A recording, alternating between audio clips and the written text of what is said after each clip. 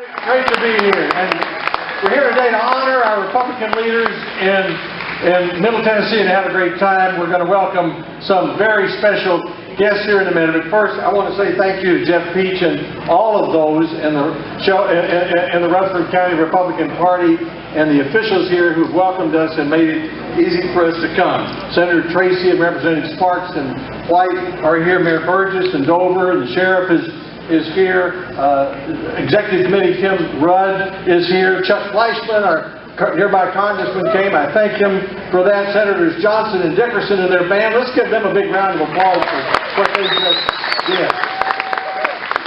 And our former Chairman Chip Saltzman helped arrange Governor Huckabee's trip, and thanks to the volunteers. You know, I came to Rutherford County about 30 years ago when there wasn't an auto job in the county. And I remember going to see the McClarys who owned the farm one night, and I said, Mr. and Ms. McClary, Nissan wants to buy your farm. And they said, we don't want to sell our farm. And I had to persuade them that for the good of our state, they should do that. And because of that, look at what's happened to Rutherford County, look at what's happened to our state. We've gone from almost no auto jobs in Tennessee to 30% of our jobs, and we're in one of, if not the fastest growing county in our country. So we're proud of Rutherford County and proud of its Republican growth especially.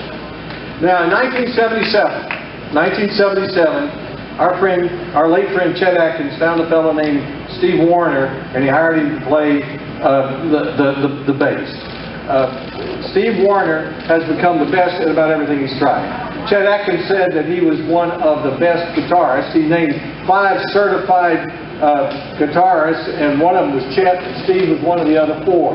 Steve's one of the best songwriters. He's had 15 songs that have sold more than 1 million. He's one of the best artists in country music. He's got an exhibit of watercolors. He's one of the best persons. He's won the Minnie Pearl Humanitarian Award.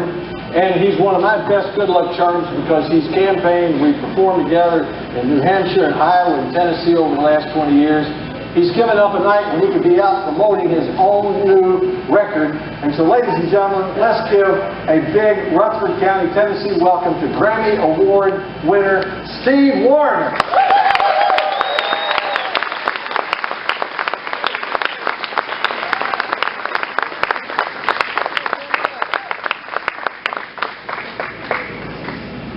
Thanks so much. I appreciate that. What a great intro, Senator. Thanks so much. Good to see y'all.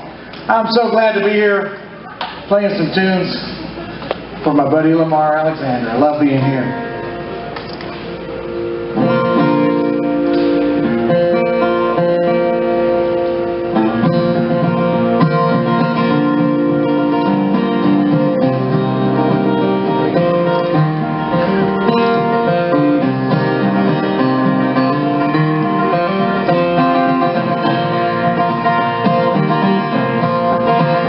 Sun is up, time's ahead, there's a stir across the land, so begins another day on life's highway.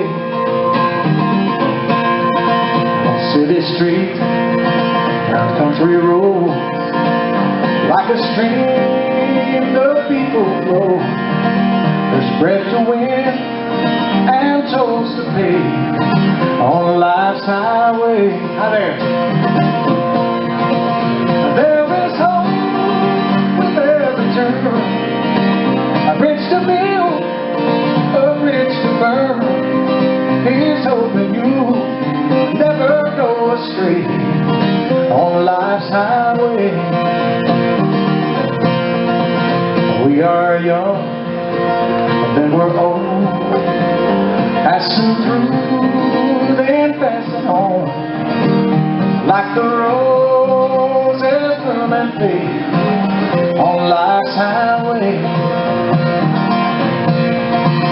Step by step, round and round, never knowing where we're bound, from the cradle to the grave on life's highway.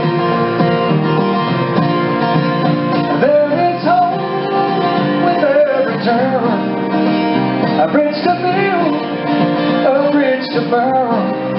Here's hoping you never go astray on life's highway. The sun is up, time's at hand. There's a stir across the land, and so begins another day on life's highway.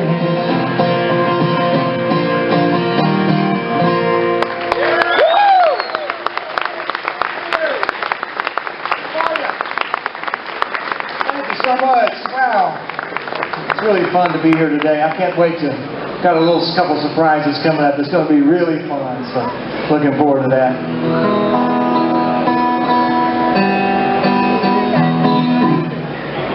Because I don't usually introduce people of this importance, you know. As Chet Atkins, my buddy, would say, don't you know, I don't do that very often. So I'm really, truly honored to be here foremost, but also, it's my honor to introduce you guys to Senator Lamar Alexander and Governor Mike Huckabee.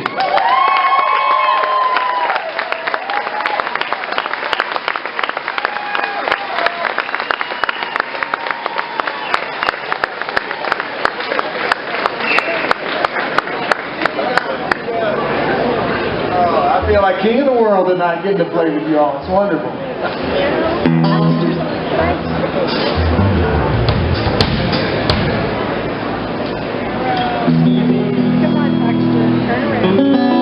Okay, I'm ready if you guys are.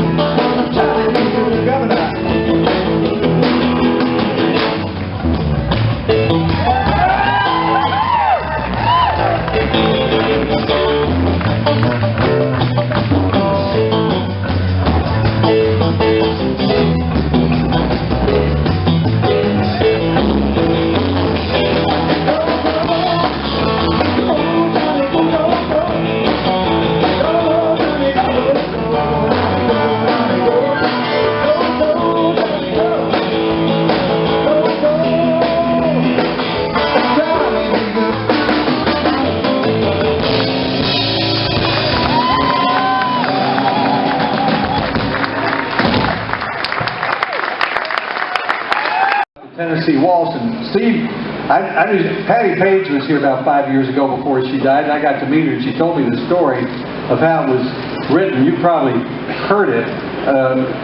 Red Stewart, who was from Mount Juliet, not far from here, and Pee Wee King were riding the bus from Oklahoma to Nashville, and one said, well, Kentucky has a waltz, why doesn't Tennessee have a waltz? And so they wrote the Tennessee Waltz on the back of a penny matchbox, sang it around, and they got Mercury Records got Patty Page to sing it, on the back, and they put it on the back of a record called Boogie Woogie Santa Claus. They thought Tennessee Waltz wouldn't amount to anything, and it sold 5 million copies. It was the best-selling record ever by a female artist. And Steve, I'll bet you probably knew Pee Wee and Red Stewart. I was lucky enough as a young kid, Lamar. I was about 18 years old working for the late great Dottie West. She was incredible. I was a bass player with. And I wasn't this good a bass player. Mike, you're a great bass player. You're an awesome player, really. But I attempted to play bass with Dottie West, and we did a lot of shows with Pee Wee King and Red Stewart. And in those days, it was Lamar. You know, it's kind of like the package shows. You know, you'd go out and do a tour and be with these folks every day for a month or so. And I got to be around them a lot. And they did Tennessee Waltz every night. It was just incredible.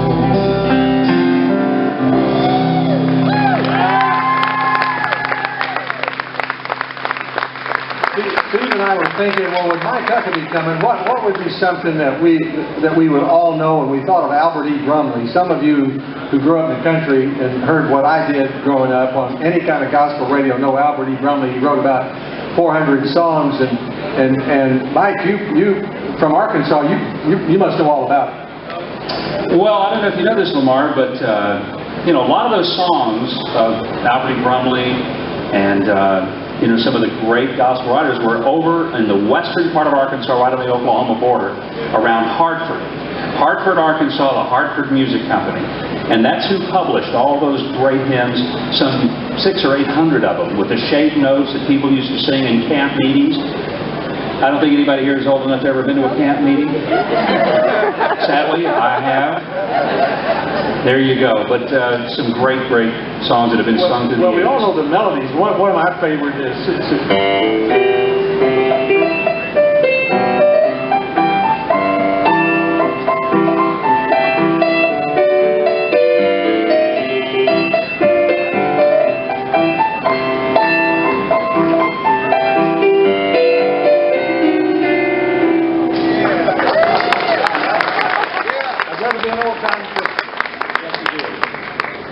And then if you listen to any gospel radio program in the South over the last 40 to 50 years, it always started off with this on the radio.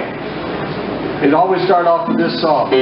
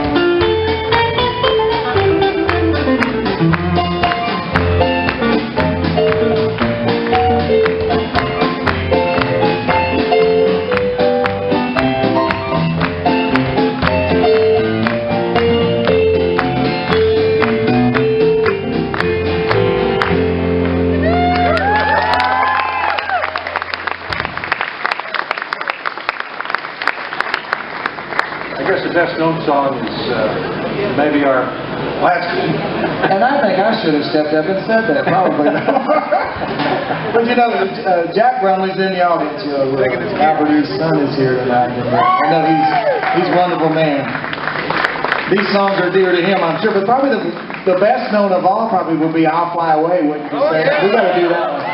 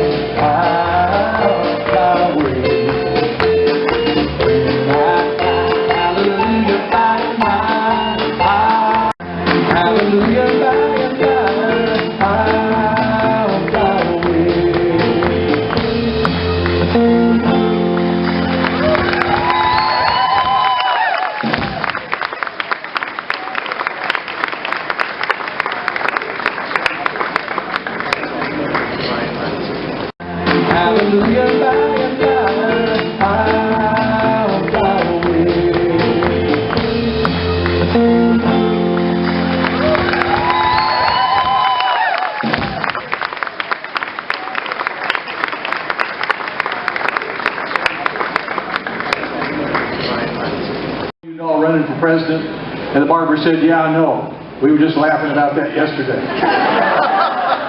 Nobody was laughing when Mike Huckabee ran for president. He ran well. He swept Ireland. He nearly won the Republican nomination. He would have been a great president of the United States, and he would in the future if he decided that that's what he wanted. What we like about Mike Huckabee is his conservative principles. What we like about Mike Huckabee is persuade other people to agree with us. I mean, I like the fact he says, "I'm a conservative, but I'm not mad about it." I mean, Mike is a human being. He got that a lot of places. He got that a lot of places. He was the youngest person to be president of the Arkansas Baptist Convention. He was governor for 12 years. He's used to solving problems. He was named Sportsman of the Year, America's Sport Fishing of the Year. He loves the outdoors. He loves music. To his radio show, watch him on television at night, and it's why when he was governor of Arkansas, he would attract, even though there weren't many Republicans in Arkansas, he would attract half the African American vote. He is a great ambassador for the Republican Party and for conservative principles. And one other thing. He knows what makes this country special. Mike Huckabee and I believe that we should put the teaching of American history back in its rightful place in our schools so our children will grow up. It's your Senator Lamar Alexander. When I was governor, Arkansas did not have a Republican senator, and I used to ask Lamar, would he mind just moving a little bit further west every now and then and being Arkansas's other senator, because I needed somebody I could talk to, somebody who understood how to govern. And he does. And I'm delighted to be here on his behalf today. And I want to share with you some of the reasons why. You know, I'm convinced that part of President Obama's problem is he has never run anything. He was never a governor. He was never the mayor of a large city. To my knowledge, he never ran a hot dog stand on 6th Avenue in Manhattan. I don't know that he's ever managed or run anything. You know, it would help if you had managerial experience, administrative experience, understood the dynamics of leadership. Well, you've got someone in Tennessee who is serving as your senator who absolutely understands it. When Lamar Alexander served as the governor of your state, he led this state to some of the most significant achievements in bringing business and industry here. He helped this state understand the priority of education. He understood health care. When he got to Washington, he knew when Obamacare was being put on the table that it would not work. And he told the president it wouldn't work. And the president said, yes, it will. Well, guess who's right and guess who's wrong? Lamar was right, Obama was wrong, and we've got to keep his voice in the Senate, reminding the President of what works. I believe that we're at a crossroads in our country like we've never been before. Every day I wake up, there's a new scandal. One day it's the IRS. They're out there trying to pin the ears of conservatives to the wall, slow-walking applications. I never thought I'd live to see the day when the government got so intrusive that it started demanding of its citizens content of their prayers and their speeches and who are the members of their organization. It is completely out of hand. Recently, I was going to get one of those apps for my iPhone so that if you lose your phone, it will find it. I realized I'm going to save the money. If I lose my iPhone, I'm just going to call the government. They seem to know where it is anyway. Something, this is a person for whom government is not simply some ego trip. This is a person who is absolutely serious and committed about good governing, keeping taxes low, keeping opportunities high. And it was a real pleasure to be able to go in many parts of this country and to serve on his steering committee. Lamar Alexander understands that, believes that, and has lived that his entire life as a public servant in this state, and he's been an effective voice, not just for Tennessee, but for America. And we need him.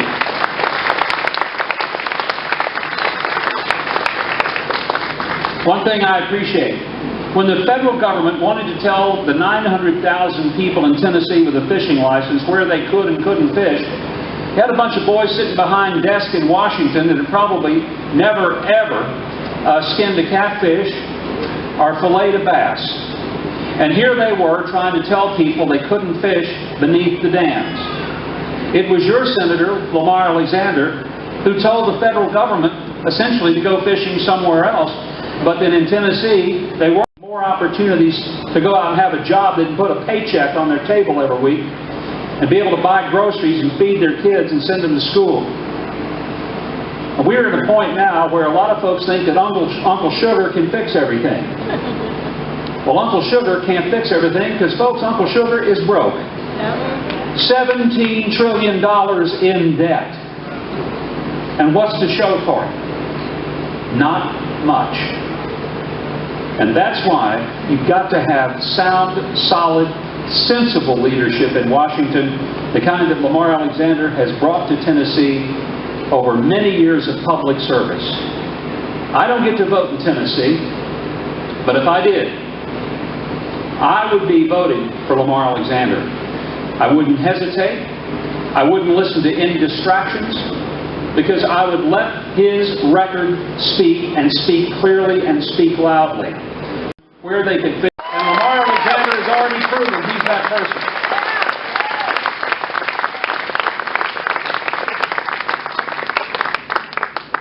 On a personal level, when I became governor, I went into office, well, in a rather unusual way. I was the lieutenant governor, and I was down into the Capitol minding my own business.